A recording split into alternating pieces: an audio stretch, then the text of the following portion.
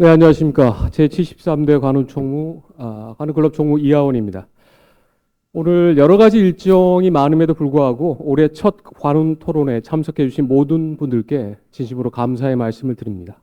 오늘 토론회는 2026년을 여는 첫 관훈 토론회이자 저희 73대 새 집행부 출범 이후 처음으로 마련한 자리입니다.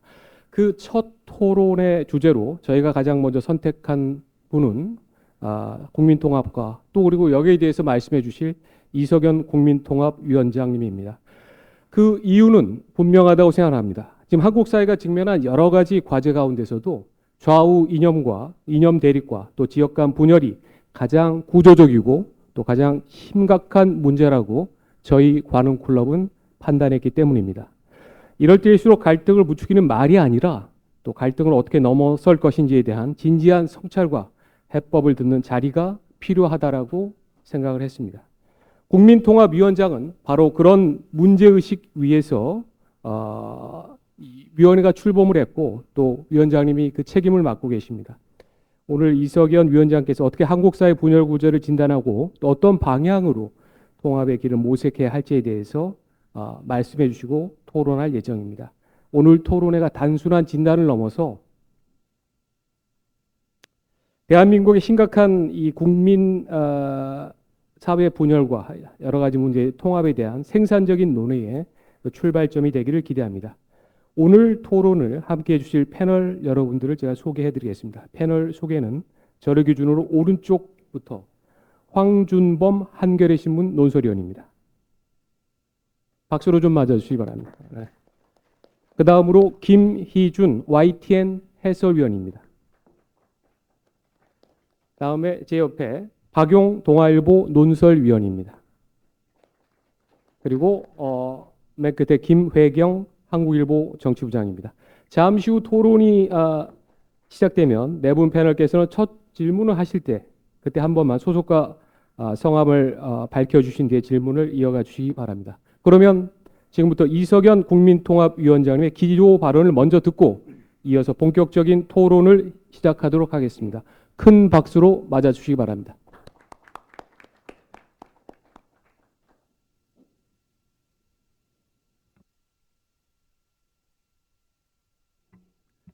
여러분 반갑습니다. 새해 복 많이 받으십시오. 우리 모두가 존경하는 윤동주 시인은 이렇게 읊었습니다. 인생은 살기 어렵다는데 시가 이렇게 쉽게 쓰여지는 것은 부끄러운 일이다. 국민 통합, 누구나 그 필요성을 강조하고 있는 이 시대의 화두입니다. 이재명 정부의 제1의 국정 방향이자 국정 철학이기도 합니다. 그러나 지금 우리 사회의 분열상과 갈등은 치유되기는커녕 더 심화되고 있습니다. 있는 실정입니다. 체감 민심은 여론조사 수치와는 달리 싸늘합니다. 국민 통합과는 멀어지고 있습니다. 이런 상황에서 감히 국민들에게 국민 통합을 당연한 것처럼 설파하고 있는 저 자신 역시 부끄러움을 금할 수 없습니다. 그간 우리는 개혁 외치는 자가 오히려 개혁의 대상이었고 성역은 없다고 주장하는 자가 성역이었고 세상을 바꾸겠다고 주장했으나 세상은 바뀐 것 없고 사람만 바뀐 현실을 무수히 목도해 왔습니다. 국민통합이라는 용어가 정치인들의 립 서비스 수준으로까지 변질되고 있습니다. 이런 상황에서 국민통합을 외치는 것이 오히려 국민통합의 방해물이 아닐까 하는 우려감마저 들고 있습니다. 국민 편가르로 인한 상호 불신과 증오의 늪이 깊어지고 있는 이 현실에 대하여 국민통합위원장으로서 책임을 통감합니다.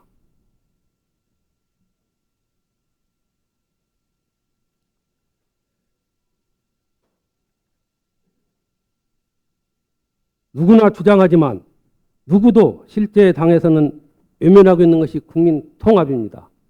토론 때 제가 몇 가지 예를 들 기회가 있으면 말씀을 드리려고 합니다. 이 국민 통합의 의미와 근본 원인이 무엇이고 그 해법은 어디에 있는지를 막연한 뜬구름 잡는 식이 아닌 좀 더 구체적인 표현으로 말씀을 드리기 위해서 이 자리에 나왔습니다.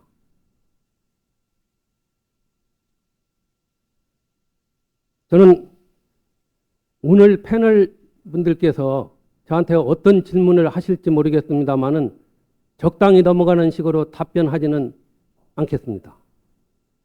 저는 공직을 맡을 때마다 다산 정약용 선생이 하신 말씀, 즉 벼슬을 부임받으면은 낙창을 먼저 생각하라는 이 말씀을 항상 새기고 있습니다. 그리고 남명 초식 선생이 하신 말씀, 선비의 가장 큰 기계는 오직 출처 하나에 달려있다. 출처, 즉 벼슬을 시작하고 그만둘 때에 달려있다. 고 하신 말씀도 저는 가슴에 새기고 있습니다. 작년 9월 저는 국민통합위원장을 맡으면서 국민통합의 의미와 방향으로 두 가지를 설정하였습니다. 첫째, 국민 각자가 지닌 다름과 차이를 인정하고 존중하면서 함께 가는 것. 둘째, 관용과 진실, 자제에 입각한 공동체 정신을 헌법적 가치로 바로 세우는 것이 국민 통합의 길이라고 했습니다. 그 과정에서 헌법이 국민 통합의 나침반이 되어야 한다고 말했습니다. 이는 지금도 마찬가지입니다. 국민 통합에는 성역이 없습니다. 현 정부와 생각이 다르고 대통령을 지지하지 않았던 국민과도 서로를 보완하면서 그분들과 함께 갈 수 있는 길을 모색해야 합니다. 그렇지 않은 반쪽짜리 통합은 과거의 전철을 되풀이하는 것입니다. 한편으로 현 정부는 헌정질서 파괴 세력에 의한 내란 행위를 극복하고 출범했습니다. 그렇기 때문에 내란 세력과 그에 동조했던 자들과는 같이 갈 수 없습니다. 이들은 통합의 대상이 아닙니다. 저는 얼마 전 국민의힘 장동혁 대표를 만나서도 분명히 말했습니다. 내란 세력 및 그에 동조했던 분들과 결별하고 보수의 정도를 가달라고요. 내란 세력에 대한 철저한 단죄는 반드시 필요하고 저는 그렇게 되리라고 확신하고 있습니다. 그렇게 돼야 합니다. 정의를 외면한 자들에게 정의를 말할 수 없습니다. 그들에게까지 통합의 잣대를 들이댈 수는 없는 것입니다. 우리 사회의 갈등 현상은 정치, 즉 이념, 지역, 계층, 세대, 젠더 등 다양한 분야에서 나타나고 있습니다. 국민통합위원회는 각 분야별로 분과위원회를 구성하여 현장 행보를 통해서 갈등을 해소하기 위한 노력을 기울여 왔습니다. 그리고 상당한 연구 성과도 쌓았습니다. 그러나 국민 통합의 가장 큰 변수는 정치 분야, 즉 진영 논리에 입각한 정치 갈등입니다. 나머지 갈등 분야는 이에 비하면 종속 변수에 지나지 않습니다. 정치 갈등 해소를 위한 노력을 외면한 채 종전과 같은 통합위원회의 활동은 장식기관으로서의 구색 갖추기에 지나지 않는다고 봅니다. 그런 통합위원회라면 저 같은 사람은 마땅치 않다고 저는 생각을 합니다. 국민 통합과 갈등의 국민 분열과 갈등의 진원지는 정치권과 국회입니다. 저는 그간 국회의장과 여야 대표들을 만나서 이 점을 분명히 하면서 국민 통합을 위한 정치권의 관심과 협조를 요청했습니다. 헌법의 테두리 내에서 정치가 이루어져야 합니다. 정치는 헌법이 마련해준 궤도를 따라서 운영이 돼야 합니다. 헌법은 정치라는 위성이 운항할 수 있는 궤도를 마련해 주는 것입니다. 따라서 헌법이 마련해 준 궤도를 이탈한 정치는 더 이상 헌법적 상황이 아닙니다. 이것은 비법적, 폭력적 상황의 다름 아닙니다. 헌법 원칙이 분명한데도 하위 법률에 의한 변칙적 방법으로 헌법 정신을 훼손하는 것은 허용되어서는 아니 됩니다. 아무리 다수결에 의한 정당한 절차를 거쳤다 하더라도 헌법 정신을 훼손하는 것은 허용되지 않습니다. 그리고 그것은 헌법적 상황이 아닌 타협의 폭력이라고 저는 보고 있습니다. 양심이 배제된 법이 폭력이듯이 말입니다. 그로 인한 국론 분열과 진영 논리의 확대는 국민 정서를 한없이 황폐화하고 국민 통합을 위한 노력을 무의로 돌립니다. 어떤 사회가 진정 성숙해졌다고 할 수 있으려면 그 사회가 얼마나 효율적으로 여론을 수렴했는가가 아니라 얼마나 진지하게 소수 의견을 경청했는가 여부에 있다고 저는 보고 있습니다. 다수결은 민주주의 토대이지만 그 이외에 세워진 헌법은 그 다수의 손에 의해서 무너질 수도 있습니다. 헌법은 다수가 자부심을 가지는 만큼 다수결의 자제를 요구하고 있습니다. 그것이 바로 소수의 권리가 존재하는 이유이기도 합니다. 오늘의 정치권, 국회에게 저는 이 정치 철학적이고 헌법 철학적인 말씀을 강조하고자 합니다. 참여의 기후균등에 의한 참여의 기후균등에 바탕한 정치적 합의, 즉 이에 의한 법률이나 정책이야말로 헌법이 추구하는 정치적 정의를 실현하는 길이자 사회 통합과 국민 통합을 위한 길이기도 합니다. 끝으로 지도자가 잘못된 역사에서 배우지 못하면 잘못된 역사가 되풀이됩니다. 그러하듯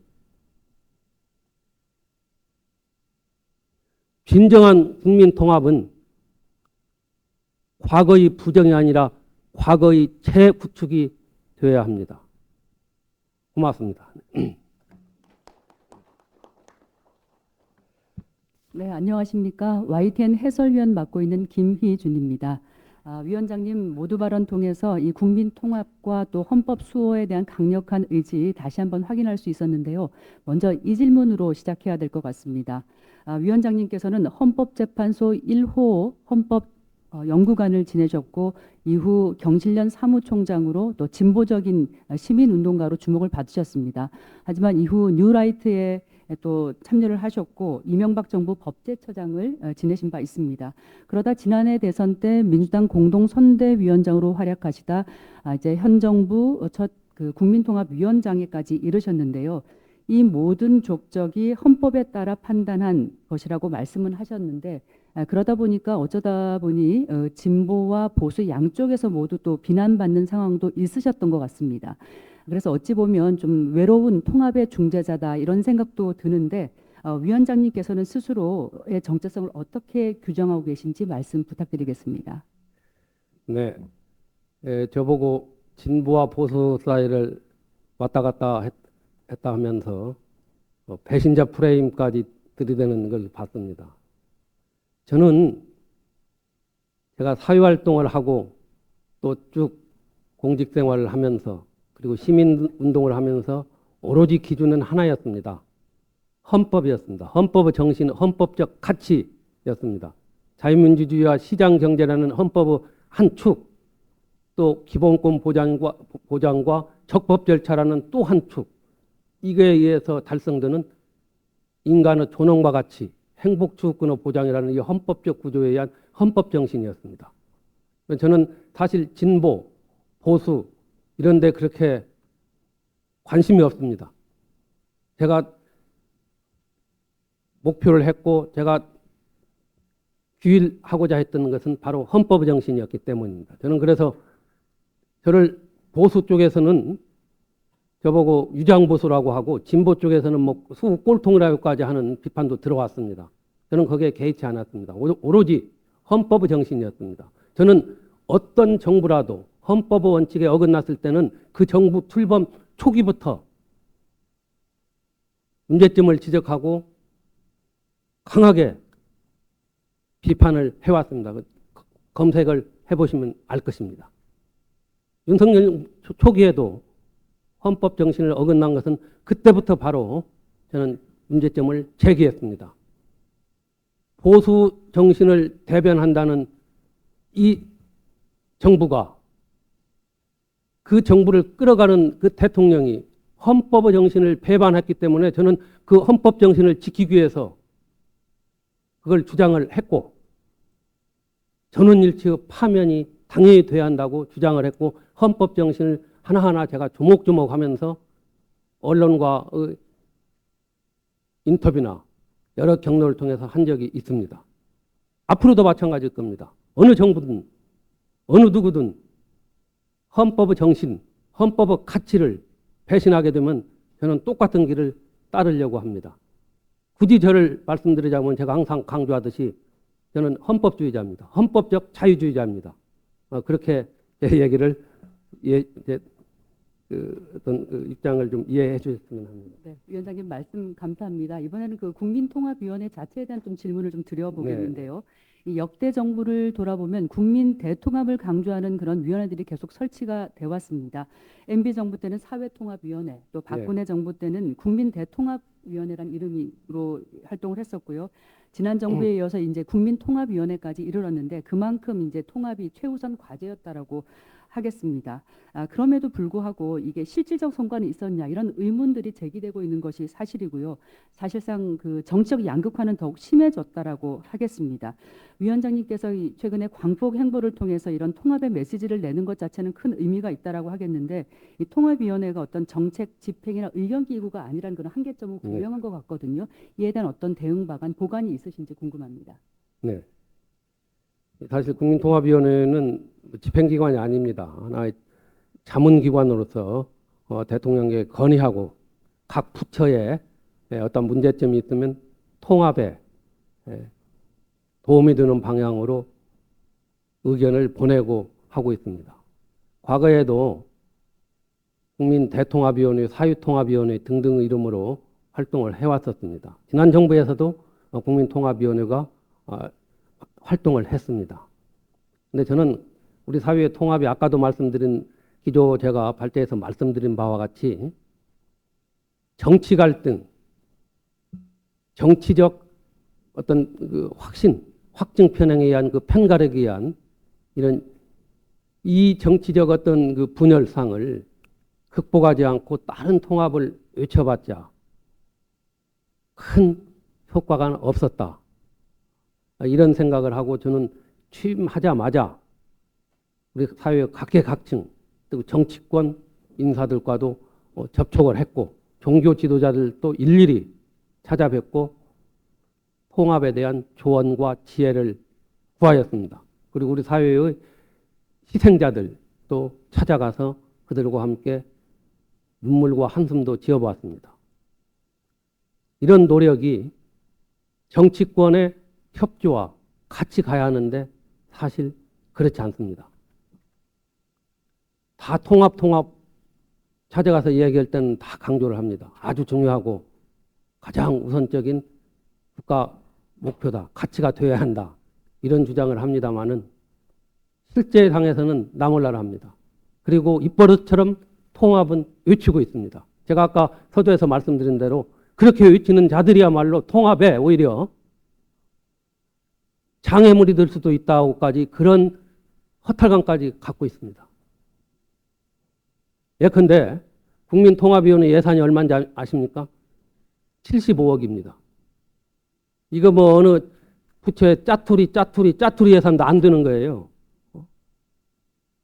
제가 와가지고 이게 너무 적길래 한 35억 뭐 이 정도는 늘려야 할 필요가 있어서 34억을 증액해서 사회적 대화기구를 만들고 또 초등학생부터 일반인까지 통합에 관한 어떤 문학적인 작품을 통해서 이런 그 100일장 대회를 열고 등등 해서 다 일일이 짜가지고 올렸어요. 34억 증액하는 걸로. 누구든 다 공감을 해요. 정부에서 다 올리고 마지막까지 다 해주기로 했는데 국회에서 전액 삭감됐어요. 제가 국회의장도 만나서 우리 예산이 이러니까 좀 협조해 주십시오. 당연히 해주겠다고. 그 예산안 통과되기 이틀 전에 예결위원장한테 직접 제가 얘기를 했습니다. 전화로. 우리 예산이 이렇게 적고 하니까 이런 꼭 필요합니다. 이거 다 대통령까지 보고된 겁니다. 사회적 대화기구 창설은. 해 주십시오. 걱정 말라고. 통과된 안을 보니까 전액 삭감이에요. 그러면서 그 예결위원장은 쪽지 예산을 통해서 지역구에 34억을 챙겨갔더라고요. 언론 보니까. 나중에 보도된 걸 보고는 참 허탈감에 빠졌어요. 그 예결위원장이 이번에 원내대표 대신 한병도 의원 아닌가요? 뭐 그렇다는 걸로 아는데 저는 뭐 그거 신경 안 씁니다. 뭐 그거 하고. 이럴 수는 없는 거죠. 그러니까 지금 위원장님 말씀은 본인의 국민통합위원회를 위해서 그 증액을 요청한 35억이 그게 그대로 한병도 의원의 그쪽 지역구로 갔다는 그런 말씀을 지금 글쎄요. 하신 건가요? 어쨌든 34억인데 우리가 34억을 증액 요청해서 다 합의까지 됐는데 전액 그 삭감이 되고 34억을 예결위원장이 자기 지역구 예산으로 챙기간 것만은 팩트입니다. 이 문제에 대해서는 조금 더 만약 그 사실이 그렇다면 또 얘기를 좀 더 듣고 해봐야 제가 될 이 것 같은데. 문제를 정청래 대표를 찾아가서 여러 가지 얘기를 할 때 공개적으로는 안 하고 비공개 회의 때 이 얘기부터 꺼냈어요. 이게 도대체 있을 수 있느냐. 사실 그냥 정 대표 말씀 그 나한테 얘기했다면 바로 해줬는데 이렇게 얘기했는데 글쎄요. 뭐 그런 게 이제 하나의 예입니다. 이게 많아요. 이게. 알겠습니다. 그러면 위원장님 말씀하신 걸 한겨레 신문 정치부장을 지내고 지금 한겨레에서 사설을 쓰고 있는 황준범 위원이 이어서 좀 더 질문을 해보면 좋을 것 같습니다. 아마 이제 위원장님 한병도 네, 저 한겨레 논설위원 황준범입니다. 네. 지금 저는 뭐 한병도 여기서 제가 이름은 안 꺼냈어요. 실명이 많이 나와서 좀 그런데 하여튼 그 여당 신임 원내대표한테 또 기자들이 열심히 또 사정을 물어봐야 될 것 같습니다. 그거는 그리고 그래서 그런 이제 그러니까 잠시 이게 이제 국민통합위원회라는 기구 그리고 위원장님의 역할에 대해서 간단히 이해하는 측면에서 좀 더 그냥 보태고 나머지 구체적인 거 설명은 좀 나중에 또 하실 기회가 있을 것 같고요. 뭐냐면 지금처럼 뭐 예산 문제로 어려움이 있는 걸 비롯해서 또 여러 가지 그 국민 통합과 관련된 정부 차원의 또 정치권에서의 정책이나 인사 이런 문제들이 있을 텐데 이런 거 관련해서 사실은 결국은 이제 대통령의 메시지와 행보로 이어지는 게 굉장히 또 중요한 부분일 것 같거든요. 그래서 위원장님께서 이런 공식적인 자리 말고 또는 언론의 공식 인터뷰 말고 대통령과 좀 이렇게 공적, 사적으로 어떤 의견을 서로 좀 나누실 또 그래서 조언도 하시고 사실 그런 기회가 있으신지 좀 짤막히만 좀 말씀해 주시면 좋겠습니다. 네. 제가 이제 국민통합위원장으로 임명된 지가 오래 안 됐기 때문에 그때 임명장을 받고 국민 통합에 관련해서 대통령과 여러 말씀을 나눴습니다. 그리고 그 이후에 제가 이제 그 통합을 위한 행보를 할 때 일일이 대통령실과 또 청와대하고 상의하거나 보고하지 않았습니다. 왜냐하면 그렇게 하면은 아무 의미가 없기 때문에 제가 판단해서 했고 그것이 언론에 보도되고 거기에 대해서는 충분히 다 이해하시리라고 저는 믿고 있습니다. 최근에 제가 어느 언론을 통해서 상당히 국민 통합 차원에서 또 이 정부가 처음에 잘 나갈 때 제대로 챙겨야 한다는 차원에서 제가 직원 당연한 얘기를 했습니다마는 그걸로 했을 때도 저는 대통령과 직접 서신을 통해서 제가 제 입장을 표명하고 대통령께서도 거기에 대해서 충분한 이해를 표명하셨다는 점 말씀드리고 앞으로는 좀 더 공적으로 업무 보고를 하거나 또는 비공개로 대통령을 뵙고 민심 동향과 또 이렇게 나가야 한다는 건의사항을 가감없이 전달하려고 합니다. 네. 추가로 궁금해서요. 지금 서신이라고 말씀하셨는데요, 대통령하고 혹시 뭐 어떤 내용으로 주고받으셨는지 좀 조금 더 보충해 주실 수 글쎄요, 있습니까? 그거 내용. 여기서 제가 그 서신에 관련해서는 글쎄요, 저는 제가 언론에서 국가가 나가야 할 방향 또 현 정부가 또 대통령이 이러이러한 점에서는 이렇게 나가야 한다고 전면 인터뷰를 통해서 밝힌 적이 있습니다.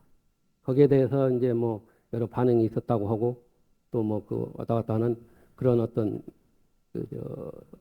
곡절이 있었습니다. 그때 저는 이제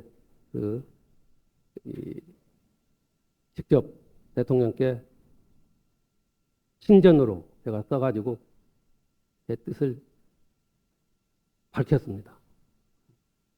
그 내용에 대해서는 저는 제가 이 자리에서 공개하는 것은 적절치 않다고 봅니다. 다만 제가 언론에서 주장했던 그런 방향으로 큰 틀에서 멀리 보고 나가야 한다는 점만은 제가 강하게 강조를 했다는 점만 말씀드리겠습니다. 네. 이 정도로 양해해 주십시오. 언젠가 기회가 있을지도 모릅니다. 네, 이재명 대통령에게 어쨌든 늘 언제든지 얘기할 수 있는 그런 사이라는 걸 지금 강조하신 것 같고요. 지금 계속 우리 위원장님이 지금 말씀하려고 하시는 게 많기 때문에 중요한 또 현안이 있는데 오늘 지금 이 시간쯤 되면 아마 윤석열 전 대통령에 대한 재판이 아마 또 계속 진행되고 속행되고 그러고 있을 것 같은데 위원장님도 오늘 얘기해 주시고 벌써 재작년이죠. 12.3 비상계엄 이후에 또 여러 가지 우리 사회가 겪고 있는 혼란도 있고 한데 또 이 관련해서 아마 우리 김혜경 정치부장께서 좀 질문해 주시죠. 네, 한국일보 정치부장을 맡고 있는 김혜경입니다. 위원장님께서 방금 기조연설을 통해서 내란 세력에 대한 철저한 단죄를 말씀하셨습니다. 이런 차원에서 현 정부에서도 3대 특검이 출범을 했고 활동이 어느 정도 일단락된 상황입니다. 하지만 그 출범 당시의 기대에 비해서 좀 성과가 미흡하다라는 지적도 있었고요. 민주당은 그래서 2차 종합특검을 추진하겠다라고 공언한 상황입니다. 게다가 15일 그 본회의에서도 그 특검 법안을 처리할 그 방침인데요. 그 위원장님이 생각하시는 그런 단죄, 사법적 단죄의 종결 지점이 어디인지 좀 궁금하고요. 그런 종결 지점에 대한 사회적 공감 속에서 그 향후 국민 통합의 로드맵은 어떻게 그려야 할지 좀 생각을 듣고 싶습니다. 예, 좀 민감한 문제입니다만은 이게 헌법 문제와도 관련되어 있고 국민 통합에 있어서의 중요한 하나의 모멘트가 되기 때문에 제가 말씀을 드리지 않을 수가 없습니다. 저는 지난번에도 언론을 통해서 얘기를 한 적이 있습니다. 내란 세력에 대한 단죄는 반드시 필요하고 또 해야 합니다. 그러나 내란 세력의 단죄는 3특검에 의해서 파헤칠 만큼 파헤쳤고 또 거기서 좀 미흡했던 것은 국가수사본부로 지금 이관해서 거기서 수사를 계속해 나가고 있습니다. 그렇기 때문에 다시 2차 종합특검이라고 합니까? 다시 특검을 해서 또다시 특검 정국으로 갈 필요는 있는가에 대해서 저는 의문이 들고 그렇게 가서는 안 된다고 봅니다. 그렇게 갔다가는 자칫 잘못하면은 정치 보복으로 비칠 수가 있습니다. 내란 세력 단죄와 이어지는 정치 보복 사이의 선이 애매합니다. 대통령께서는 분명히 후보 시절 또 후보 전 시절에 저하고도 사적으로 얘기를 할 때도 정치 보복은 내 대해서 기회가 주어지면 끊겠다고 하셨습니다. 저는 2차 종합특검은 자제를 하는 게 좋다. 거두어 들이는 게 좋겠다고 말씀을 드리고 싶습니다.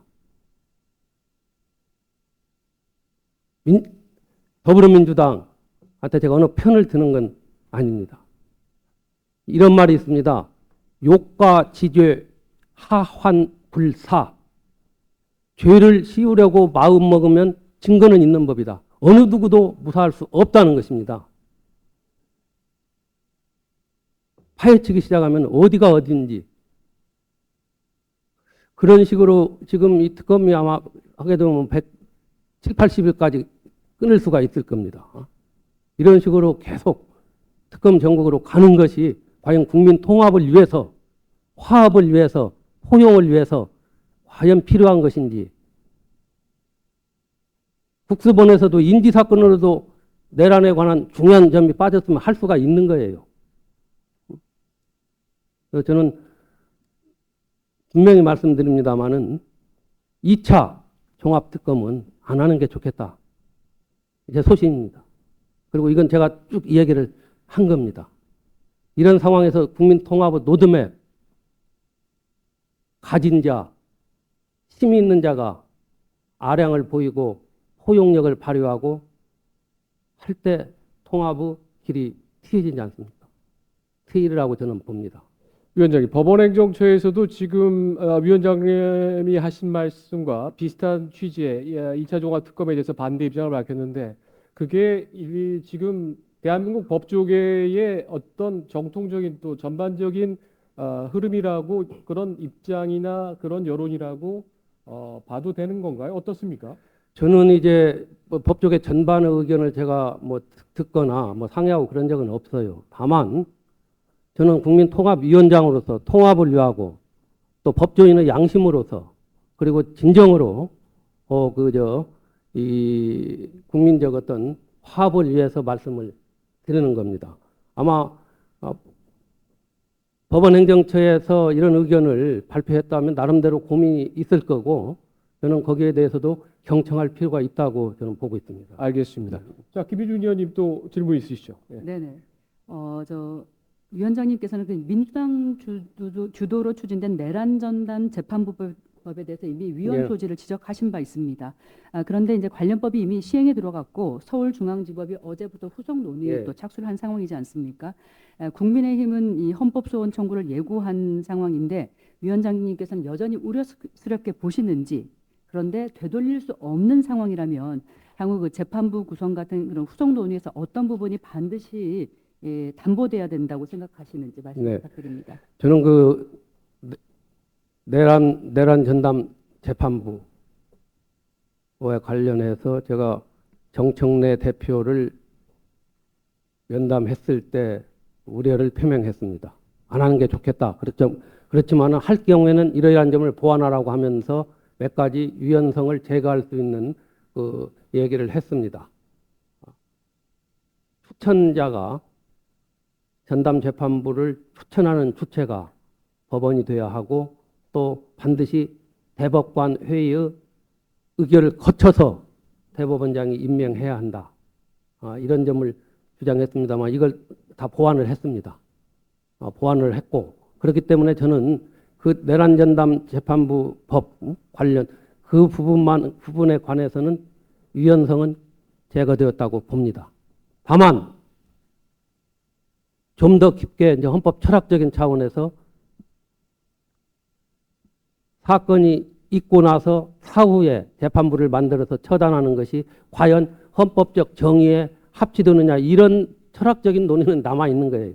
그렇지만 적어도 현행 헌법상 위헌성은 제거되어 있고 다만 법관회의에서 어떻게 그 전담재판부의 법관을 임명하느냐는 좀 더 지켜보고 있기 때문에 저는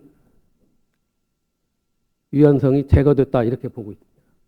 네, 연장선상에서 여당이 추진하는 또 하나의 그 법 왜곡죄에 대해서도 좀 짚고 예. 넘어가야 할 것 같습니다. 위원장님께서는 이 예. 법 왜곡죄가 문명국에 수출하면서 강하게 반대 의견 또 피력하시지 않았습니까? 하지만 민주당은 이 법 왜곡죄를 지금 위원장님께서 반대 의견을 나타내신 2차 특검이나 또 통일교 특검 등과 함께 5대 개혁 입법으로 추진하고 또 정청래 대표 또한 강행 의지를 분명히 하고 있습니다.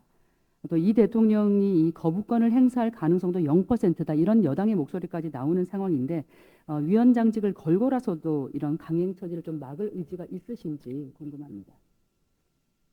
그 법 왜곡죄에 대한 제 견해는 지금 우리 저 패널 분께서 말씀하신 대로 똑같습니다. 문명국의 수치이고 이거야말로 해서는 안 되는 법이다. 저는 그렇게 생각을 합니다. 적어도 이 법만은 거두어 드렸으면 간곡히 요청합니다. 그 출발 목적이 은박해난 몇몇 검사, 판사들의 행위에서 비롯됐다 하더라도 전반적으로 크게 봐야 합니다. 특히 법관에 대한 법 왜곡죄는 우리 사법권의 독립을 규정하는 헌법의 큰 틀, 기본 정신에 명백히 반합니다. 그걸 떠나서도 법 왜곡죄라는 이런 죄, 물론 이거는 이제 그 통상 명칭으로 속칭으로 붙인 겁니다만은 이런 법을 발상을 하고 밀어붙인다는 것 자체가 저는 법조인으로서 헌법학자로서 국민 한 사람으로서 납득이 안 갑니다. 이 법만은 거두어 주시기를 다시 한번 요청합니다. 여러 가지 지금 여당에서 3분의 2에 도달하는 그런 의석으로 사법개혁이라는 또 이름으로 여러 가지 지금 제도를 바꾸려고 있는데 그중에서 딱 하나만 정 다 못하겠다면은 하나만 수정을 하고 이거는 철회된다면 그게 법 왜곡죄 이거라는 말씀이신 거죠? 구태 하나를 꼭 찝자면 그러는데 여러 가지 다른 법률도 많이 손질을 할 필요는 있다. 이렇게 생각을 합니다. 알겠습니다. 우리 박용 위원님도 나오고 계신데 질문 기회를 조금 이제 늦게 드려서 죄송합니다. 박용 위원님 좀 질문해 주십시오. 네. 네, 동아일보 논설위원으로 일하고 있는 박용입니다. 시선을 좀 공직사회로 좀 돌려보고 싶은데요. 12.3 비상계엄 관련한 공직자들의 불법 행위 가담 여부를 조사하는 헌법 존중 정부혁신 태스크포스가 현재 활동 중입니다.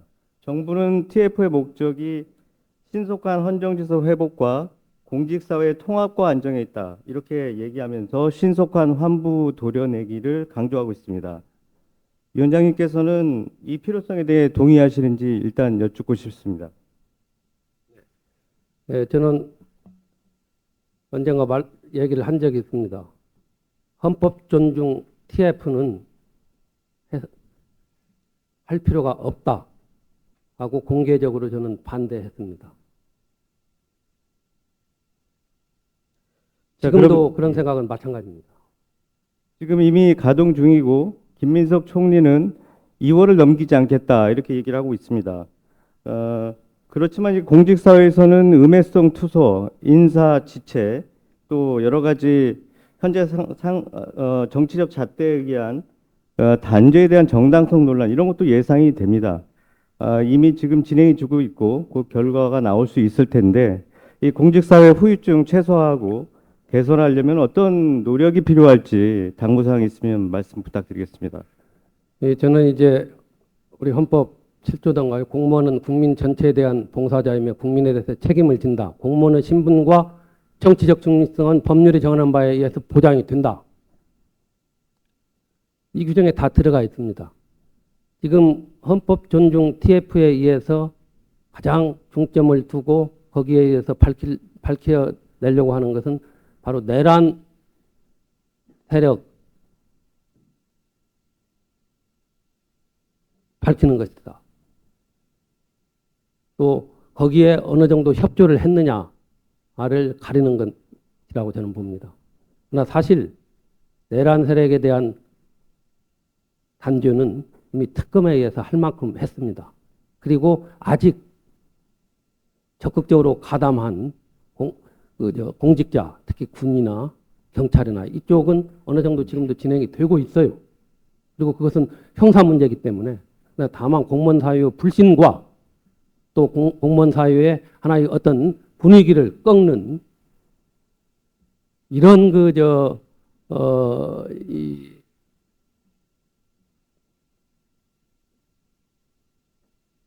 헌법 존중이라는 말은 붙였지만은 오히려 저는 헌법 존중과는 거리가 먼 그런 위원회를 만들어서 원래는 제가 알기로는 1월 중순 뭐 이때까지 다 끝나는 걸로 되어 있는데 지금 뭐 늘리고 하는 건데 저는 이런 걸 헌법 존중 TF가 어떻게 이게 발상으로 나왔는지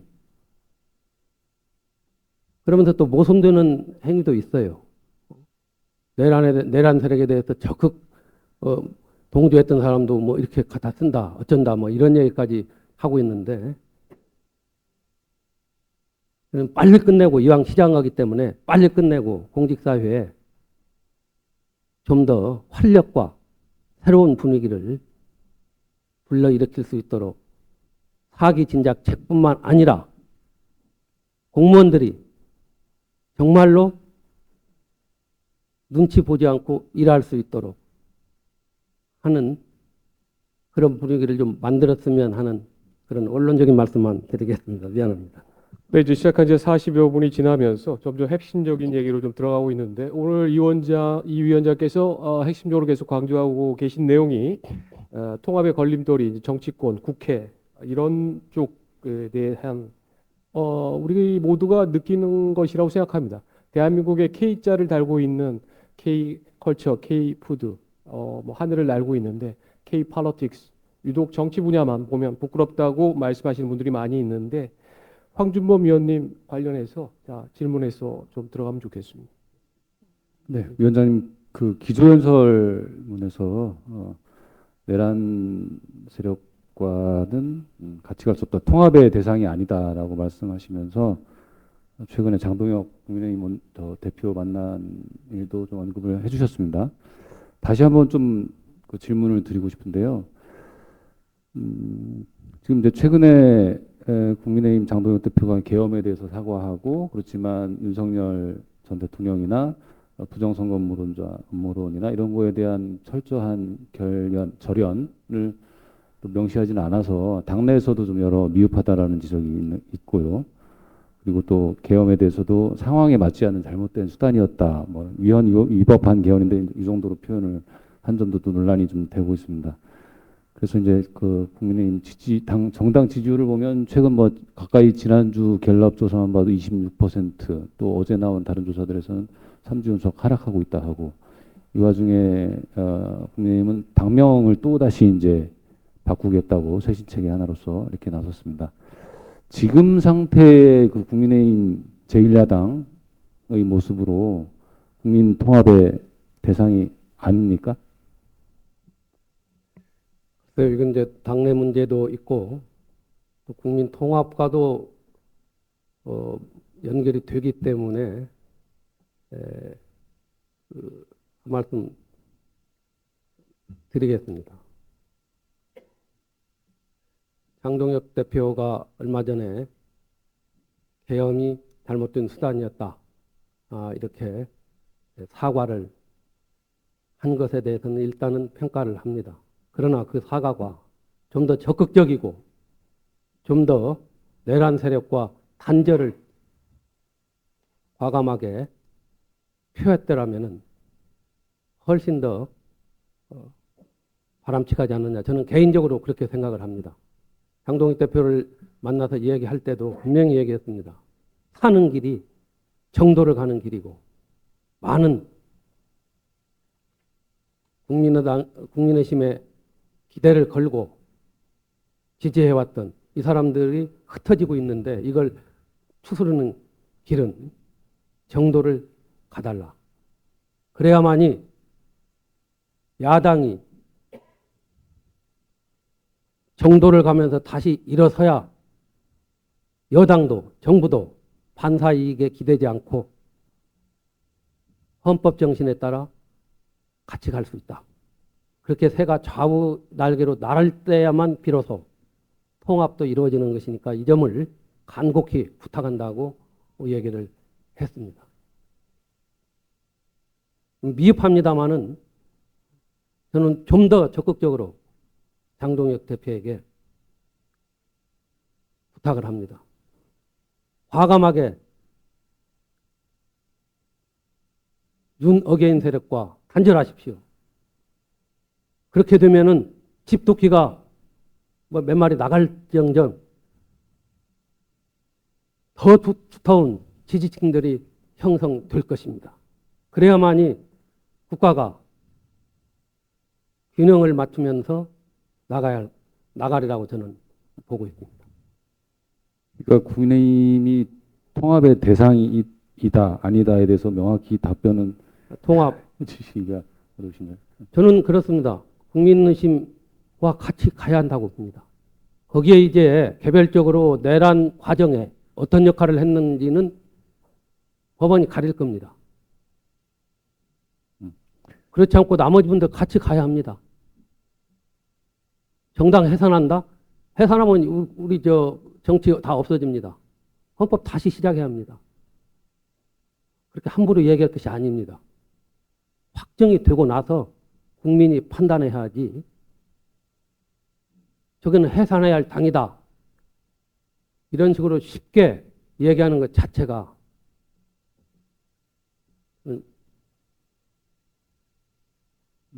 정도가 아니라고 봅니다.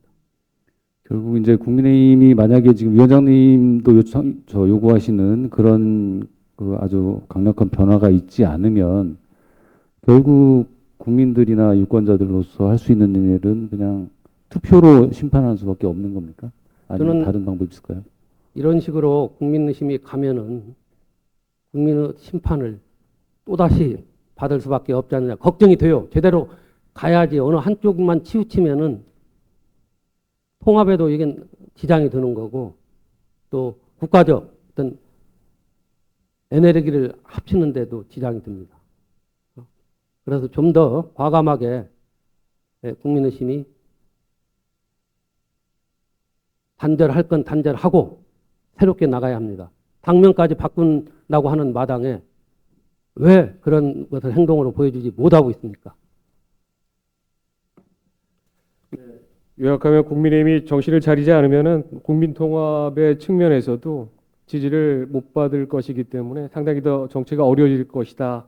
이런 요점의 말씀을 하셨는데 국민의힘 쪽에서도 아마 이석일 위원장님 말씀은 경청하고 있는 분들이 많이 있지 않을까라고 생각이 됩니다. 또 국민통합과 관련해서는 오늘 이 위원장께서도 얘기했지만 이재명 대통령도 여러 차례 얘기를 하고 했는데 우리 박용 의원님 또 생각도 질문도 좀 들어보겠습니다. 네, 위원장께서 모두에 누구나 통합을 얘기하지만 누구도 관심을 보이고 있지 않다 이런 말씀을 하셨는데 그것은 정치에 대한 주문으로도 들리고 불만으로도 불신으로도 들립니다. 역대 대통령들도 다 국민 통합에 대해서 얘기했고 기구도 만들었습니다. 이 대통령, 이재명 대통령도 취임 때 모든 국민을 아우르고 섬기는 모두의 대통령이 되겠다고 했고 또 지난해에는 통합이 봉합을 의미하는 것은 아니다라는 발언도 한 적이 있습니다. 이 위원장께서 우리 이 대통령의 통합 정치 몇 점을 주시겠습니까? 글쎄요. 학점으로 주셔도 됩니다. 꼭 뭐 수치로 말씀을 드려야 합니까? 그러면 가점 요인은 뭐고 감점 요인은 뭔가요? 이 대통령께서는 취임식에서도 크게 통합하는 것이 대통령이다. 그리고 국민 모두의 대통령이 되겠다는 말씀을 교육가 있을 때마다 강조하셨습니다. 지금도 마찬가지입니다. 그리고 통합에 대한 의지도 확고하십니다. 다만 길을 아는 것과 길을 걷는 것은 또 차이가 있습니다. 실제 통합에서 어떻게 할 것인지 하나하나 나타나는 것은 결국 언론과 국민이 평가하리라고 봅니다. 지금까지는 대통령이 방향을 정해서 잘 하시고 계신다. 이렇게 하는데 합격점입니까? 아니면 평균점입니까? 어떻게? 평균점과 합격점 사이입니다. 왜? 그리고 저는 믿습니다. 통합에 실패하면은 대통령 정부 자체가 실패할 수도 있습니다. 그리고 과거와 같은 반쪽짜리 통합을 가지고는 지금과 같은 국민들 사이에 그 얽히고 설킨 이걸 해결할 수는 없다고 봅니다. 그렇기 때문에 그걸 충분히 파악하고 계신다고 보고 저도 힘껏 소신껏 보좌를 하려고 합니다. 네. 네. 예, 연장선에서 하나 질문 더 드리고 싶습니다. 흔히 대통령은 측근 때문에 망한다 이런 말들을 많이 하는데, 예, 측근입니다. 대통령이 통합 정치를 하려면 측근들이 다양한 의견을 가감 없이 전달할 수 있어야 된다 이런 주문들이 많이 있습니다. 현재 대통령 측근 역할은 무엇이고 이 역할 잘 수행하고 있다고 생각하시는지 의견 부탁드리겠습니다.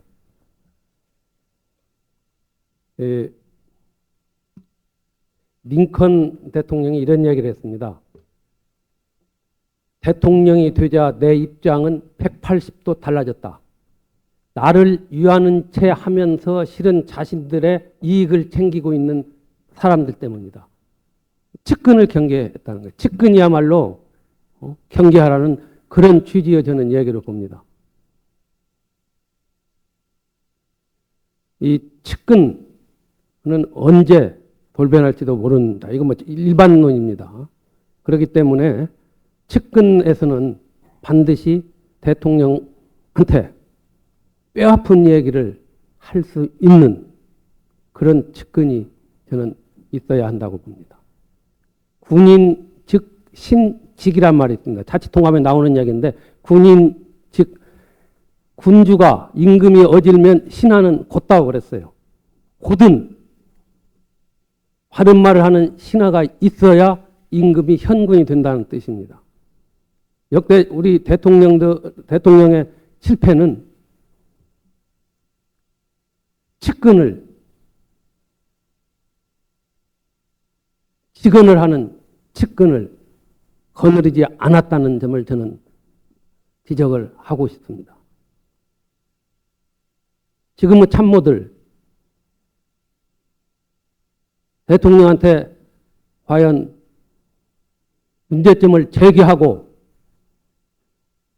비공개로 됐던 공개적으로 했던 이야기를 할 수 있는 그런 참모들이 과연 있는지 저는 의문이 듭니다. 이게 직원이라는 것은 현직에 있을 때 해야 합니다.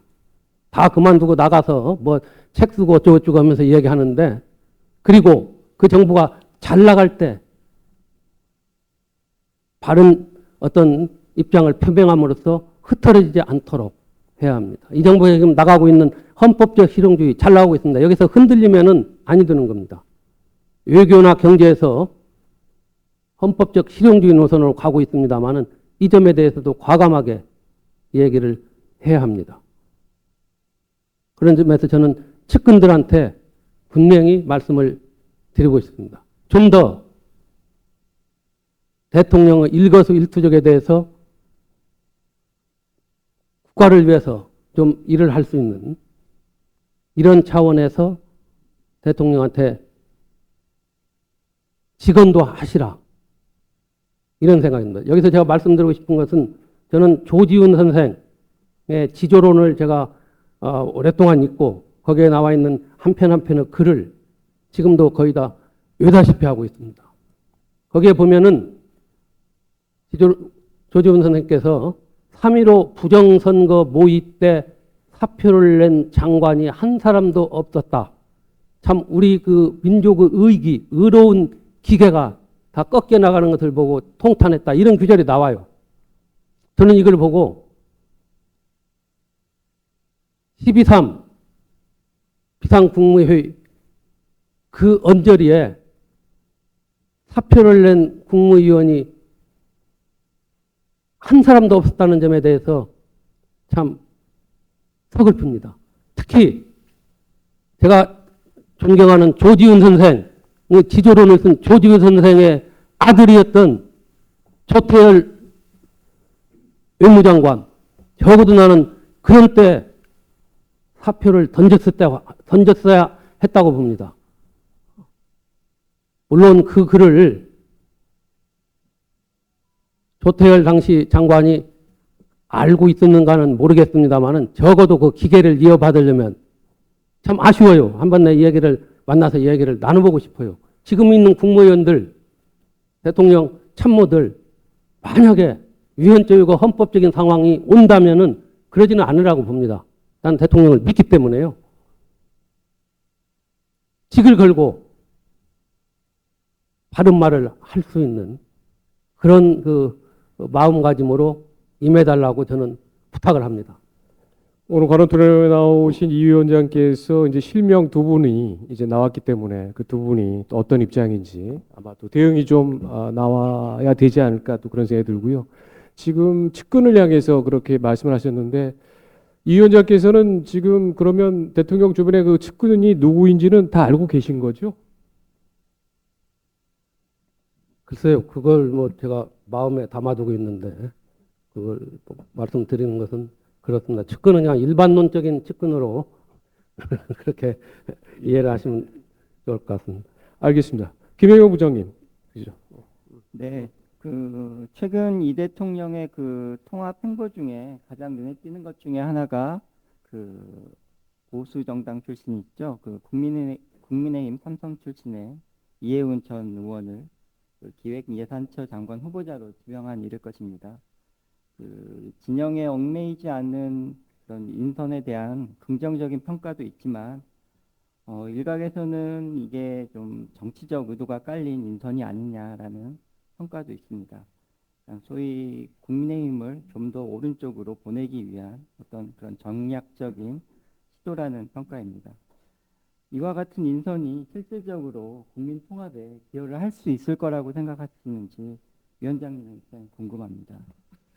네, 참 뜨거운 감자입니다. 제가 말씀을 드리지 않을 수가 없습니다. 저는 국민 통합의 기준으로서 생각을 같이 다르고 또 차이가 있는 사람, 우리가 반대쪽에 있는 사람도 같이 가야 한다고 분명히 이 얘기를 했습니다.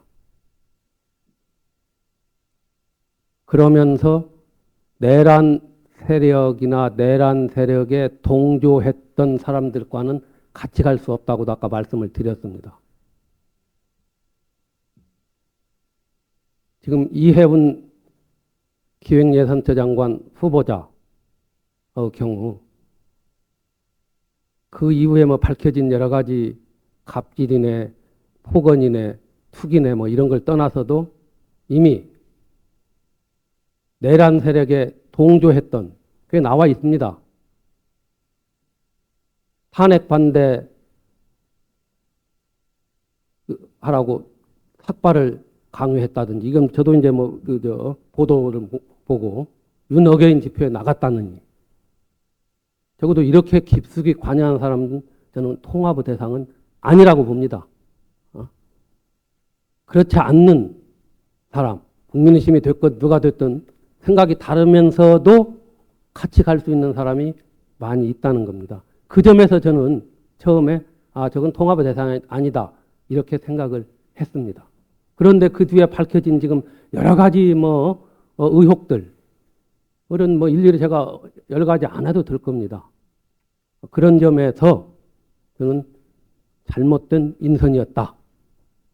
물론 그걸 모르고 했을 것입니다.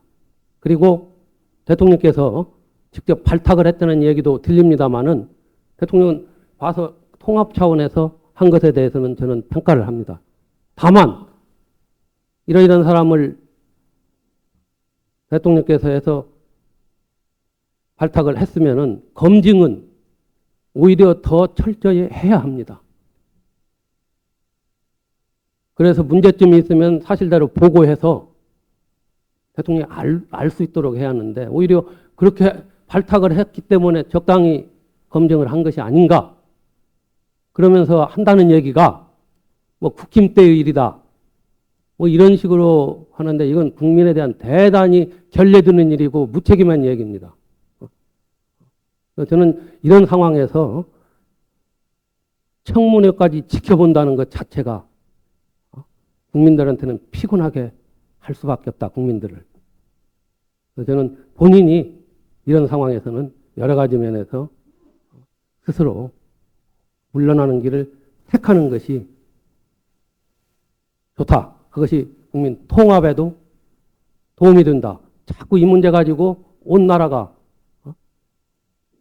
계속 여기에 매달리면 얼마나 피곤하겠습니까? 또 하나 저는 이것과 관련해서 제가 오늘 이 자리에서 말씀드립니다. 1993년 8월에 김영삼 대통령께서 전격적으로 금융실명제를 실시했습니다. 그때 내세운 말씀이 뭔지 아십니까? 오늘부터 누구든지 돈 앞에서 이름을 숨길 수 없다 하고 이런 표현을 쓰셨어요. 참 멋진 표현입니다.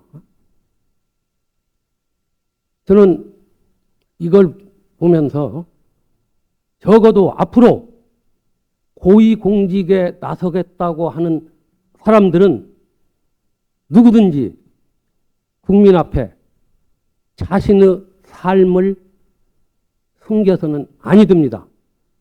자신이 걸어온 길, 저는 세 가지로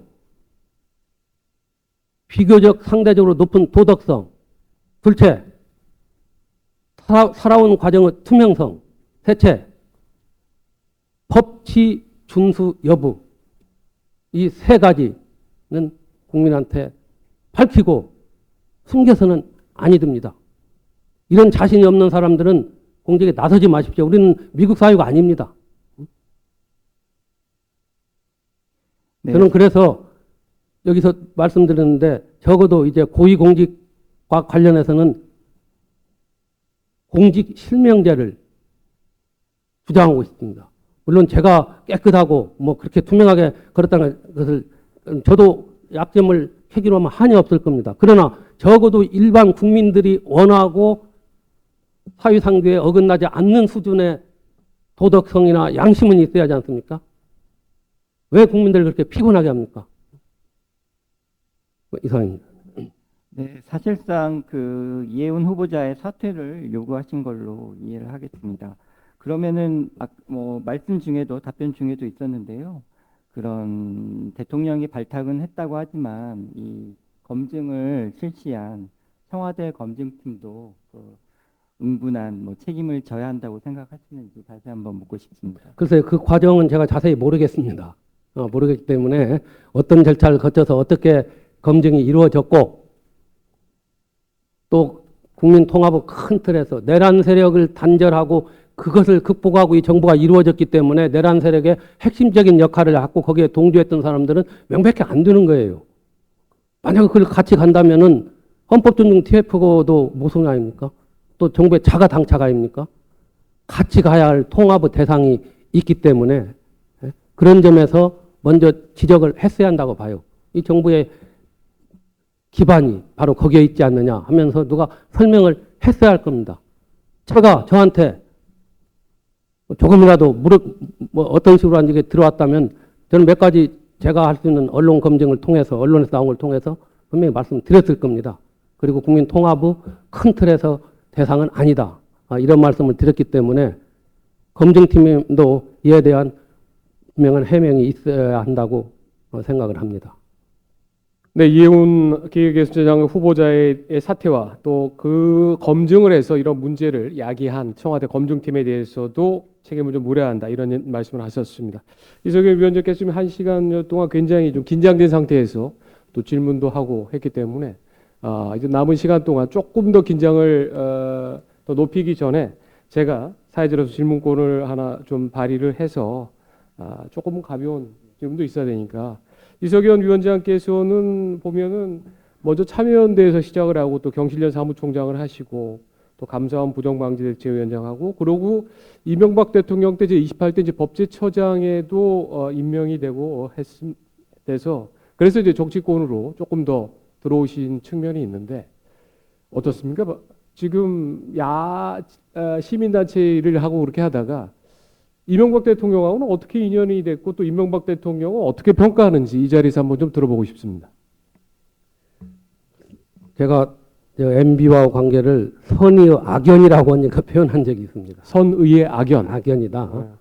네, 이명박 대통령과 관계는 당시 MB께서 그 서울시장 하실 때 그때 수도를 옮기고 막 그럴 상황이었습니다. 저는 이 수도를 옮기는 건 좋다. 그렇지만 헌법이 정한 절차를 거쳐서 해야 한다. 법률만은 안 된다 해가지고 제가 관수헌법 이론을 개발해가지고 결국 헌법재판소가 그걸 받아들임으로써 수도이전법 자체가 유엔 결정이 났었습니다. 이때 이제 저보고 그 헌법소원을 좀 해달라 주변에. 그래서 제가 왜 그 주변에 많은 그 법조인도 알고 계시고 하시는데 또 친구분도 계신데 저한테 그럽니까? 그러면서 많은 분들이 있는데 그분들은 이리저리 다 회피한다. 뭐 노펌 대표를 맡고 있다 어쩐다. 저는 뭐 그거와 관계없이 제가 헌법소원을 낼 겁니다. 이건 헌법적 절차를 거치지 않는 유연적인 것은 있어서는 안 된다.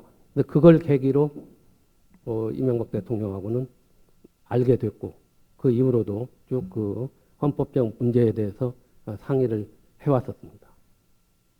그리고 글쎄요, 저는 그 MB 대통령 때도 굉장히 그 법제처장 할 때도 제 소신 발언을 많이 했습니다. 그 당시 쭉 그 언론 검색을 하면 나올 겁니다. 그래서 지난번에 제가 통합위원장 취임하고서 좀 있다가 대통령을 만났어요. MB 대통령을 만났었는데 그때 제가 그런 말씀을 드렸어요. 지난번 제가 2년 6개월을 법제처장 하면서 소신 발언으로 인해서 상당히 심려를 끼쳐드린 점 죄송합니다 했습니다. 그렇지만 당시 MB 대통령 나도 그걸 다 알고 있었다. 또 측근 중에서 참모들 중에서는 가르치야 한단 말까지 하더라. 그렇지만 그래도 그대로 나는 듣고 있었다는 거죠. 그대로 내가 하는 얘기를 쭉 다 언론에서 보면서 듣고 있고 그것이 저를 돕는 것이다. 나를 돕는 것이다. 이런 말씀을 하셨는데 이게 진심인지 어떤지 모르고 상당히 다시 봤습니다.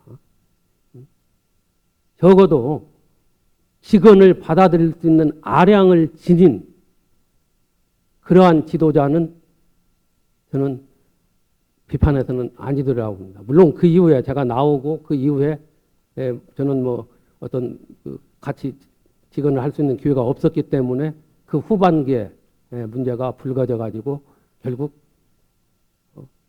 그런 불행한 사태까지 온 데 대해서도 좀 안타깝게 생각합니다. 선의의 악연이라고 한 게 이명박 전 대통령이 구속된 걸 보고 말씀을 하신 건가요? 아니죠. 그건 아니죠. 네. 그런 점에서 만났는데 그 뒤에 제가 주장했던 이러이러한 점에 대해서 큰 틀에서 받아들이지 않았다는 거죠. 인사정책에 대해서 저도 얘기를 했어요. 제가 하고 싶다 하는 게 아니었고 찾아가서 뵙고 직접 여민관 거기서는 뵙고 그랬어요. 안 받아들였어요. 제가 직언했던 그 문제점 다 드러나가지고 구속된 사람도 꽤 있었어요. 여기서 일일이 말씀 안 드리겠습니다. 네, 알겠습니다. 또 황준범 위원께서 또 질문하실 게 좀 많이 있는 것 같습니다. 네, 위원장님 역시 또 기조연설에서 국민 갈등과 분열 진원지는 정치권과 국회다라고 말씀하셨고, 그래서 다시 그쪽 얘기를 조금만 더 해봤으면 하겠습니다. 최근에 이제 경향신문하고 중앙일보가 서울대 국가미래전략원과 공동기획해서 한국 리서치에 의뢰해서 이제 여론조사를 한 게 보도가 됐는데요. 81%의 응답자가 이제 한국 사회가 정치적으로 심각하게 분열됐다고 대답을 하고, 정치적 갈등의 가장 큰 책임이 순서대로 말씀드리면 강성 지지자, 여당, 대통령, 야당, 기성 언론, 강성 유튜버 이런 순으로 나왔습니다. 아까 뭐 그 대통령과 이 중에서 대통령과 야당 국민의힘에 대해서는 좀 언급을 하셨으니까 나머지를 조금 몇 가지 짚어봤으면 하는데요. 우선 여당의 책임과 역할인데요. 위원장님, 제가 이제 홈페이지에 가서 취임사를 보니까 이제 사마천 사기를 인용해가지고 말 위에서 천하를 얻었다고 해서 말 위에서 통치를 할 수는 없다. 그러면서 이제 더불어민주당 논리로 집권했지만 국정 운영은 그렇게만 할 수는 없고 이제는 말 위에서 내려와야 된다. 그래서 모두의 대통령이 돼야 된다 하고 하셨는데 여당을 놓고 보면 지금 더불어민주당은 말 위에 있습니까? 아니면 말에서 내려왔습니까? 더불어민주당은 말 위에 있지요, 지금도. 저는 대통령한테 그 말 위에서 내려와서 모두의 대통령이 되라는 취지로 얘기를 했는데 지금도 그런 전투태세로 가고 또 전체를 아우르는 야당 다수당으로서의 그런 역할은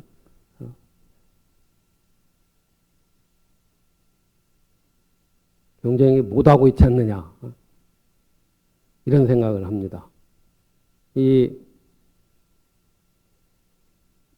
여당의 지금 몇몇 의원들이 여러 가지 지금 뭐 공천 헌금이네 또는 뭐 이런 데 관련돼 가지고 문제가 되고 있고 뭐 특검 문제도 나오고 등등 합니다만은 과감하게 왜 저는 그랬어요.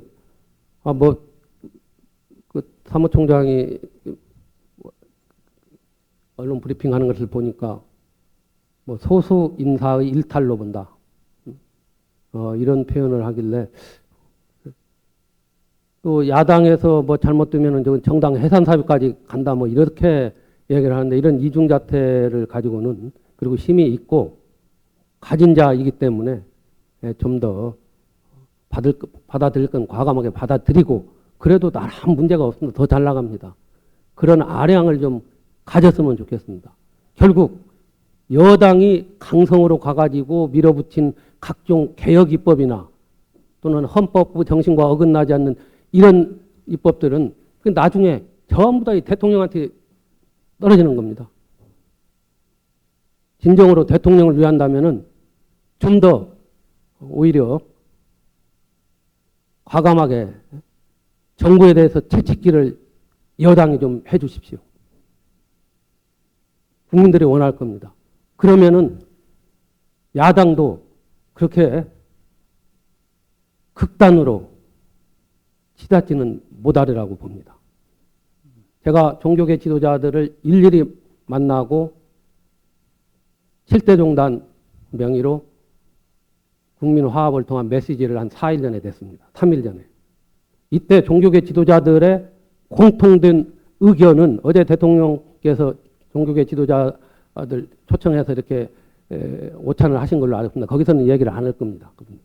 그분들의 그 공통된 의견 중에 하나를 가장 감동적으로 제가 느낀 것은 이분들 그렇습니다.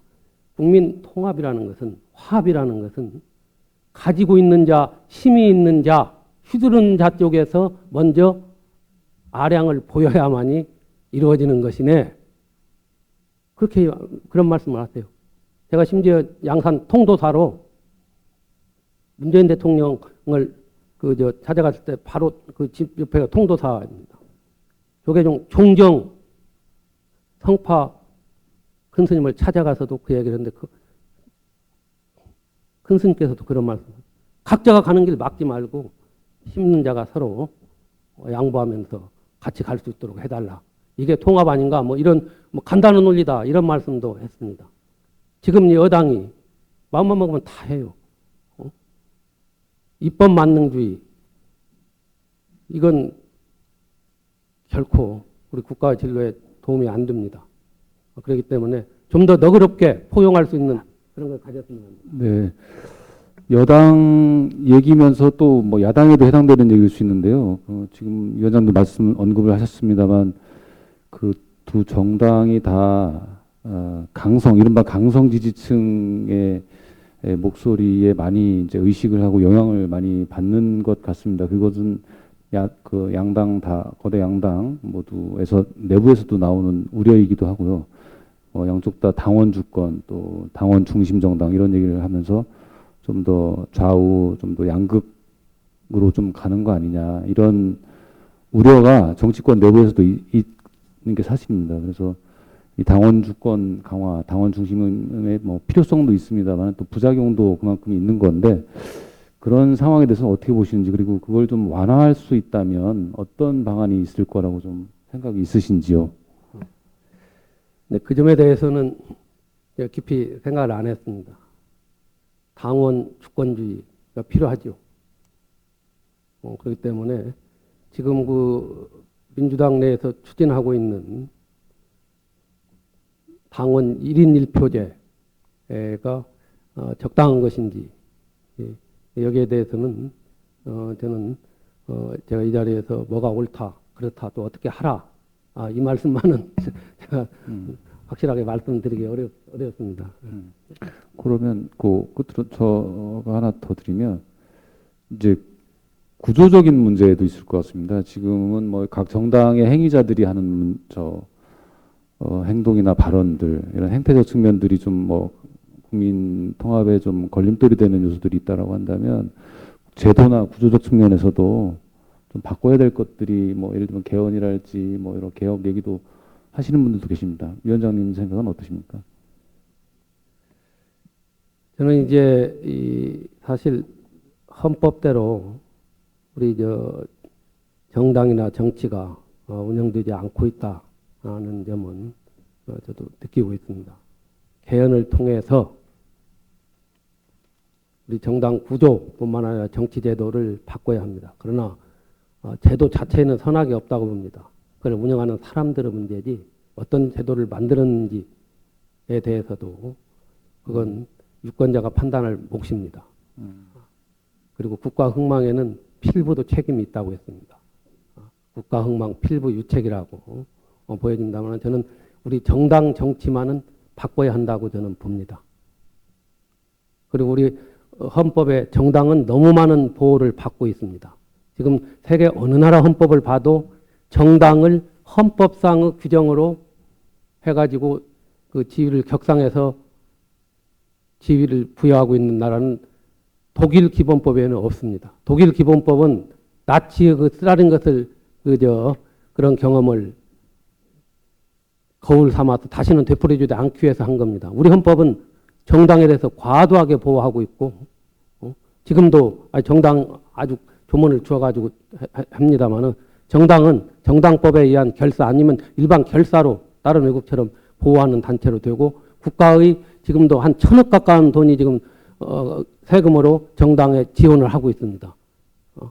이건 저는 넌센스라고 봅니다. 헌법 개정에서 정당 정치의 본질적인 이런 것을 고쳐야 한다고 봅니다. 개헌 때는 저는 정당 조항을 손질해야 한다고 보는데 이걸 정치권에 맡겨두면 오히려 더 강화시킵니다. 그래서 다음 개헌은 어떤 식으로 언제 어떻게 되든 반드시 국민 참여 개헌이 돼야 한다고 봅니다. 지금도 개헌하면 국회가 전매 특허처럼 드는데 그렇게 해서는 안 돼요. 대통령도 개헌한 제한권이기 때문에 국회에 맡겨서는 안 됩니다. 국민이 참여할 수 있는 개헌을 통해서 통치 구조도 바꾸고 모든 면을 제대로 정상으로 돌려놓는 국민 통합의장이 돼야 한다. 그렇게 생각을 합니다. 개헌 문제는 여기서 제가 더 뭐 길게 이야기하면 시간도 그렇기 때문에 이 정도로 하겠습니다. 네, 지금 개헌 관련 말씀은 그래도 조금 이따 다시 이제 질문드리도록 하겠고 위원장님 워낙 가감 없이 또 이렇게 열변을 토하시며 답변하셔서 제가는 조금 그 완급 조절 차원에서 조금 편한 질문일 수도 있겠는데 드려보도록 하겠습니다. 그동안 뭐 여러 정관계 인사들 만나셨고 또 종교계 지도자들 두루 접해 보셨습니다. 현 시대를 진단해 보자면 국내외 정세는 매우 엄혹하고 또 우리 국가 사회 이제 분열된 상황인데요. 이를 조금 아우르고 통합할 존경받는 그런 원로 지도자 없다는 그런 좀 아쉬움의 목소리도 나오고 있습니다. 위원장님께서 그동안 이제 직접적으로 만나보신 분, 또 간접적으로 또 이렇게 접해보신 분들 중에서 이 국가와 사회 통합의 구심점 역할을 할 수 있는 분이 있다고 생각하시는지, 물론 위원장님을 제외하고섭니다. 혹시 마음속에 생각하고 계신 분이 계시다면 좀 실명으로 또 한두 분 정도 좀 꼽아 주실 수 있는지도 궁금합니다. 글쎄요, 지금 갑자기 뭐 이렇게 생각이 나는데, 과거에 우리 사회가 힘들었을 때 우리 종교 지도자들께서는 큰 역할을 하셨지 않습니까? 김수환, 추기경, 법정 스님, 뭐 함석헌 선생, 뭐 이런 분들. 지금 국가의 국민의 존경을 받을 만한 원로가 없다고 흔히들 얘기를 합니다. 저는 원로가 없는 것이 아니라 그런 원로를 찾아서 이렇게 끌어올 수 있는 이런 동력이 부족한 것이 아닌가, 이런 생각이 듭니다만은, 특히 최근에 들어서 원로가 사라지고 있는 것은 사실인 것 같습니다. 존경했던 원로분들이 80이 넘어서까지도 정치권 또는 어떤 그 정파에 휩쓸려 가지고 지금까지 싸워온 것을 무너뜨리는, 지금 딱 어느 분이다 말씀드리기가 좀 그렇습니다만은, 그런 분을 찾으려고 합니다. 또 찾아가서 다음에 기회가 되면 그때 말씀드리겠습니다. 네, 그런데 그런 원로를 끌어올 수 있는 동력이 부족하다라고 진단하셨는데 어떤 이유에서라고 생각하시는지요? 동력이요. 가끔 이런 표현을 합니다. 그렇게 철저하게 검증을 하면은 공직을 맡을 사람 아무도 없다. 찾아보니까 없더라 하면서, 전에 뭐 지난 정부, 지지난 정부, 또 그 정부 때도 많이 들어왔습니다. 저는 그런 얘기를 들어왔습니다. 근데 이것은 우리 국민들을 얕잡아 보는 얘기입니다. 찾아야 합니다. 이 심장이 불씨라는 표현이 있지요. 깊이 감추고 자신을 팔지 않는다고 그랬죠, 선비는요. 그런 선비가 좀 있다고 저는 보여지고, 그걸 찾는 노력이 부족하지 않았느냐. 그리고 인재도 그 틀에서만 하다 보니까 그렇게 되는 겁니다. 저는 제가 통합위원장을 하면서 또 뭐 그만두면서 어떻든 그런 인재풀로 할 만한 분들을 한번 만나 뵙고, 또 필요한 경우에는 제가 그 풀로 된 것을 공개할 용의도 있습니다. 한 분 한 분 지금 하고 있습니다만, 지금 이 자리에서 누가 좋다 이렇게 말씀드리기는 뭐합니다. 이렇게. 예, 알겠습니다. 이제 정리해야 될 시간이 가까이 와서 지금 질문을 네 장의 질문을 받았는데, 역시 가눔클럽의 이 선배님들의 높은 수준을 알 수 있을 정도로 꼭 질문을 하고 넘어가면 좋을 것 같아서, 지금 개헌과 관련돼서도 정당에 맡겨두는 개헌이 안 되고, 이게 국민들이 참여해서 정치권에 이 힘을 길러주는 그런 개헌이 안 된다는 그런 방향으로 말씀을 하셔서 어느 정도 정리됐다고 보고요. 먼저 첫 번째 질문은 박정찬 전 연합뉴스 사장께서 질문하셨는데, 오늘 이 위원장 말씀 중에 계속 내란 세력이라는 용어를 사용을 하셨습니다. 이걸 내란으로 봐야 되느냐, 이 대통령이 왜 내란을 하느냐, 내란은 아니지 않느냐라고 해서 용어에 관해서 조금 또 논쟁도 있고 하는데, 헌법학자로서 이 사태를 어떻게 규정하고 계시는지, 오늘 내란 세력의 용어를 사용하셨기 때문에 이런 질문을 하셨는데, 거기에 대해서 질문이 들어왔습니다. 네, 간략히 말씀드리겠습니다. 이 내란 세력, 내란이냐 아니냐, 그걸 가지고 내란이 아니다 이렇게 주장을 합니다만, 저는 헌법학자로서, 또 제가 석사까지는 형법을 했습니다. 형사법 학자로서 분명히 말씀드립니다. 내란이 뭡니까? 국헌문란입니다. 국헌문란이 뭡니까? 형법 87조에 나와 있습니다. 헌법과 법률이 정한 절차에 의하지 아니하고 국가기관의 권능 행사를 불가능하게 하는 것, 또는 헌법이나 그 법률의 그 기능을 소멸시키는 것. 자, 그날 우리 12.3 계엄 당시 상황을 봅시다. 헌법이 정한 계엄 절차, 실체적 요건이 전혀 안 갖춰졌어요. 또 절차적 요건도 안 갖춰졌어요. 그런 상황에서 국회의 권능을 무력화시키려고 그랬고, 중앙선관위도 마찬가지였고, 그 자체가 국가기관의 권능을 무력화시켰단 말이죠. 그리고 성공 안 했다 해서 내란죄라는 것은 말이죠. 예비 음모도 처벌합니다. 내란 예비 음모로 과거에 얼마나 많은 사람들이 처벌받았습니까? 내란 미수도 처벌하고. 그런데 뭐 2시간짜리 내란이다. 이건 헌법에 대한 조금만 제대로 읽어봐도 그렇게 안 나옵니다. 그래서 저는 분명히 헌정질서 파괴 세력은 내란이다. 확신합니다. 저는 법원에 의해서 단호한 심판이 내려지리라고 봅니다. 알겠습니다.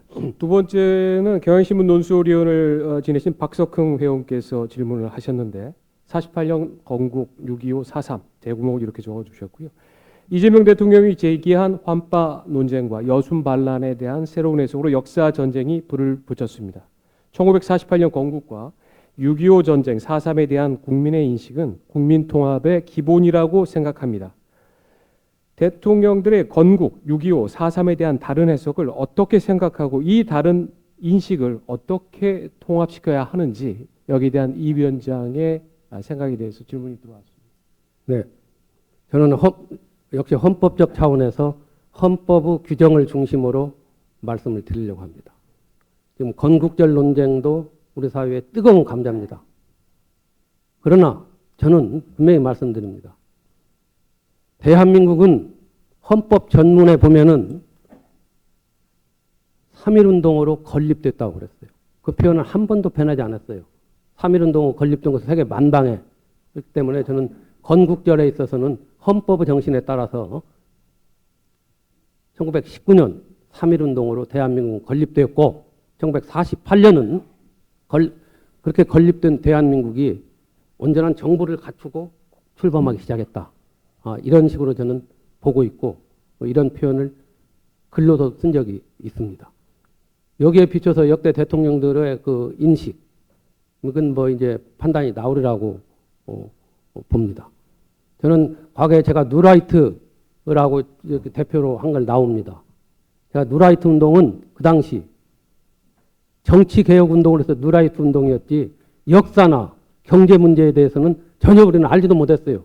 그걸 제가 대표로 있으면서도. 그건 역사 문제, 지금 식민지 발전론이나 건국론 여기에 대해서는 절대 동의 안 합니다. 저는. 여기에 대해서 지금 생각이 다를 수가 있지만은 저는 이 점은 헌법적 차원에서 볼 때 당시 이승만 대통령도 분명히 표현을 했어요. 본인은 벌써 대한민국의 대통령이라는 표현을 1919년 3.1혁명 이후에 쓰기 시작했어요. 그런 점에서 역대 대통령들의 그 인식 자체에 대해서 제가 한 분 한 분 평가는 안 하겠습니다. 알겠습니다. 서울경제사장을 지낸 임종곤 의원께서 이렇게 질문했습니다. 신문과 방송이 여러 인터넷 새로운 또 환경 아래서 언론 활동하고 있는데 최근 정보통신망법이 언론을 총체적으로 규율하는 법이 또 그래서 국민 통합에 이 장애가 될 우려가 없는가, 이런 언론 자유의 심각한 훼손 우려가 없는지에 대해서 거기에 대해서 질문이 들어왔습니다.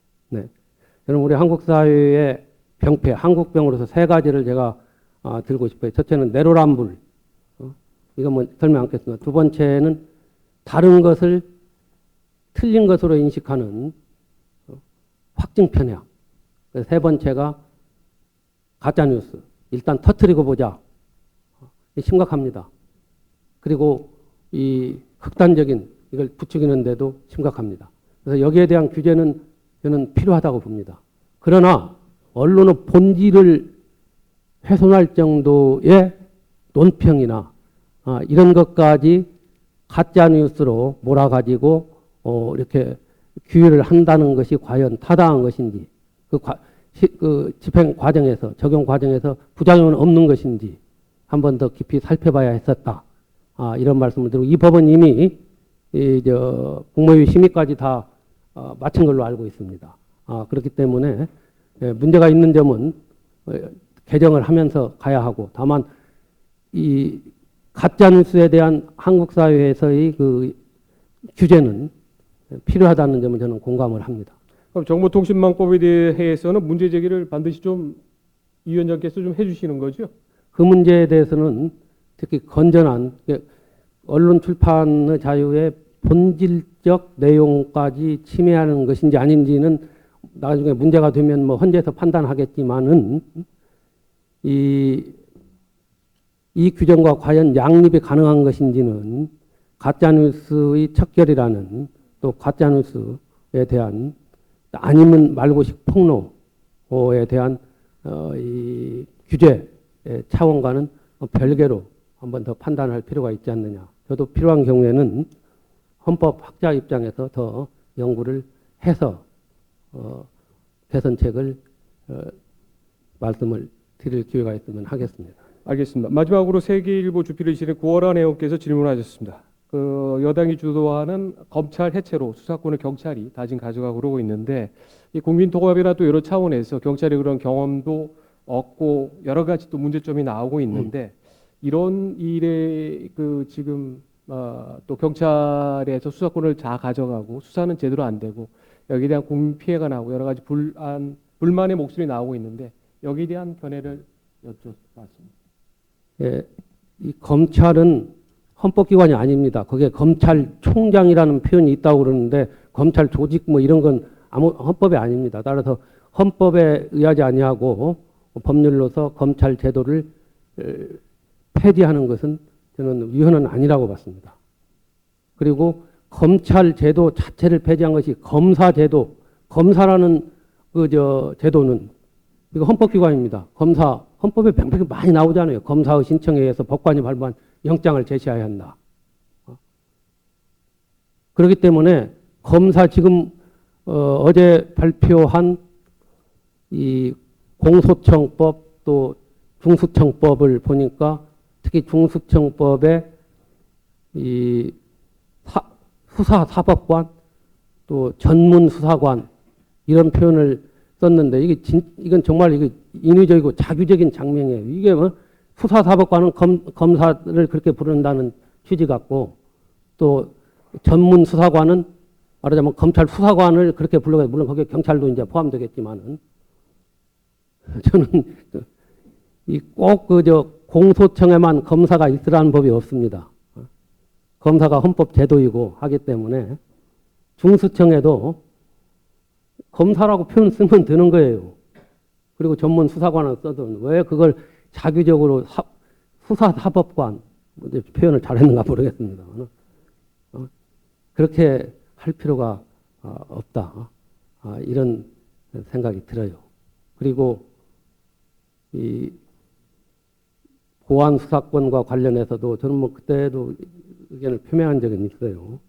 보안 수사권과 관련해서 기계적인 표현, 기계적으로 뭐 이렇게 검찰 제도를 절단한다 그런 의미보다도 어떻게 하면 실체적 진실을 발견해 가지고 죄 있는 자에게 응당의 죄과를 씌우고 없는 사람은 풀어주는 것이 국가 형사사법권의 본질 아닙니까? 여기에 맞게끔 운영하면 되는 거예요.